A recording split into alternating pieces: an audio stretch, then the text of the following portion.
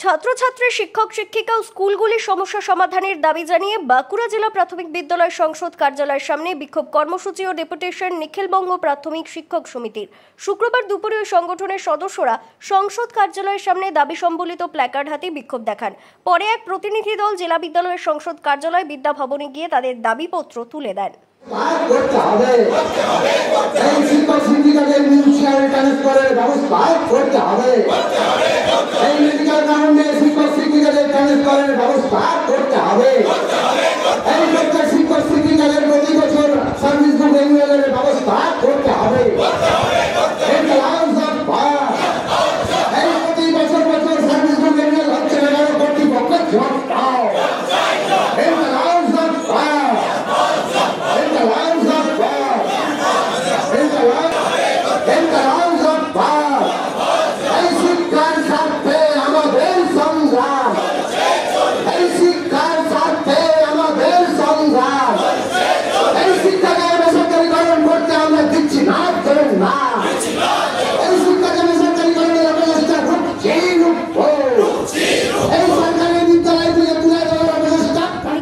প্রাথমিক শিক্ষক সমিতি বাঁকুড়া জেলা কমিটির পক্ষ থেকে জানানো হয়েছে 2024-25 অর্থ বছরের মধ্যে বিদ্যালয়গুলির কম্পোজিট গ্র্যান্ট মিটিয়ে দেওয়া, বিদ্যুৎ বিল, ইন্টারনেট সংযোগ সহ কম্পিউটার প্রদান, মিড ডে মিলের বরাদ্দ বৃদ্ধি সহ 18 দফা দাবিতে লাগাতার আন্দোলন শুরু হয়েছে। দাবি পূরণ না হলে আরো বৃহত্তর আন্দোলনের হুঁশিয়ারি দেন তারা। নিখিলবঙ্গ প্রাথমিক শিক্ষক সমিতির বাঁকুড়া জেলা কমিটির সম্পাদক বিমানপত্রের দাবি, 2011 পরবর্তী সময়ে রাজ্যে বেসরকারি শিক্ষা প্রতিষ্ঠানের রমরমা বেড়েছে। সরকারি প্রতিষ্ঠান বন্ধের চক্রান্ত চলছে। বর্তমানে যা পরিস্থিতি, দৈনন্দিন স্কুল পরিচালনার খরচ দেওয়া বন্ধ, ফলে শিক্ষক শিক্ষিকারা বহন করতে বাধ্য হচ্ছে।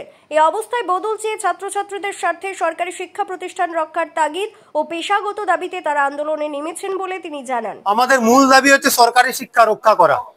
সরকারি শিক্ষা রক্ষা করতে গেলে সরকারি বিদ্যালয়গুলোকে রক্ষা করতে হবে।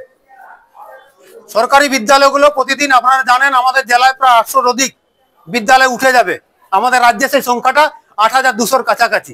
এই সরকারি বিদ্যালয়গুলো কি কারণে উঠে যাচ্ছে, তার একমাত্র কারণ হচ্ছে দুই সরকার সরকারি শিক্ষাকে তিলে তিলে ধ্বংস করছে। তিলে তিলে ধ্বংস করা মানে প্রতিদিন সরকারি বিদ্যালয়গুলোতে এই 2011 সালের পরিবর্তনের পর নতুন করে একটা স্কুল বিল্ডিং তৈরি হয়নি।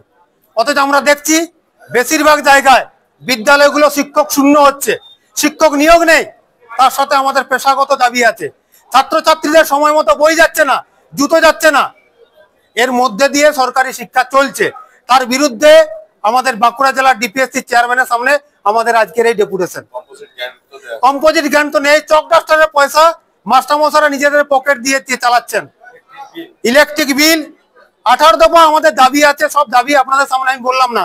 খুব গুরুত্বপূর্ণ বিষয় হচ্ছে বিদ্যালয়গুলো পরিচালনা করার জন্য যে অর্থ, কম্পোজিট জ্ঞান, যেটা দিয়ে বিদ্যালয়ের ইলেকট্রিক বিল, চক ডাস্টার কেনা হয়, পরীক্ষার ব্যবস্থাপনা মাস্টারমশাইরা করে থাকেন।